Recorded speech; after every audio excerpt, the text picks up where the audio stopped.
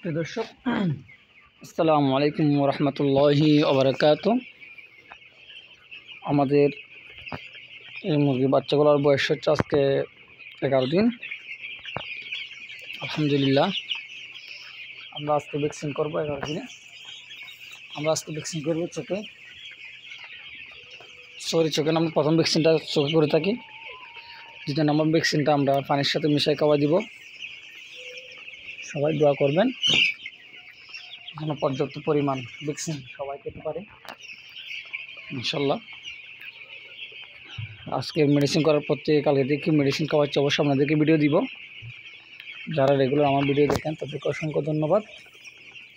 চ্যানেলটি সাবস্ক্রাইব করে পাশে থাকবেন, লাইক ও শেয়ার